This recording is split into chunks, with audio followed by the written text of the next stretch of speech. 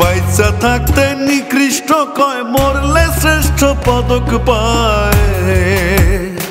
ভাবে বাইচা থাকতে নিকৃষ্ট কয়, মরলে শ্রেষ্ঠ পদক পায়। ও মানুষ মইরা গেলে কদর বাইরা যায়। মানুষ মইরা গেলে কদর বাইরা যায় শিরোনামের এই গানটি লেখার পাশাপাশি পাগল হাসান সুর করেছিলেন প্রিয় গায়ক আসিফ আকবরের জন্য। গানটির কথা, সুর আর গায়কী শুনে গায়ক প্রযোজক ধ্রুব গুহ গানটি কিনে নেন ধ্রুব মিউজিক কটেজের জন্য। পাগল হাসানের সাথে যাদের সখ্যতা ছিল তাদের কানে এখন বারবার বাজছে গানটি, কারণ তরুণ এই গায়ক অকালেই চলে গেলেন না ফেরার দেশে। গানের কথার মতোই মৃত্যুর পর সবার মাঝেই যেন পাগল হাসানের কদর কিছুটা হলেও বেড়েছে। বন্ধুরে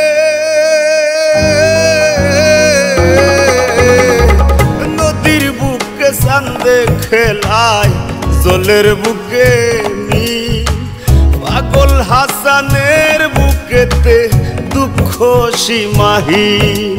আসমানে যাইও না রে বন্ধু, জীবন খাতায় প্রেম কলঙ্ক, মোনামার মরা নদী, মাটির বালাখান সহ বেশ কিছু আধ্যাত্মিক গান লিখে সুর করে আর নিজের কণ্ঠে ধারণ করে জনপ্রিয়তা পান মতিউর রহমান হাসান। শকুনে ছাড়ে সে দেশ, শকুনে ছাড়ে সে দেশ, যে দেশে বিচার থাকে না, তাই এই দেশে আর কোকিল ডাকে না, তাই এই দেশে আর কোকিল ডাকে না।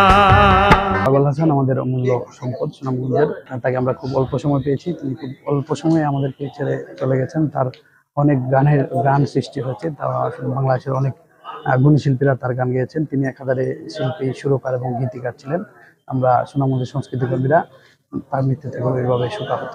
তরুণ থেকে প্রবীণ সবার মনে জায়গা করে নিয়েছে, আর ওনার যে গানের গভীরতা, এটা অন্যান্য যে কোনো শিল্পী, যে কোনো গীতিকারের থেকে অনেক ঊর্ধ্বে।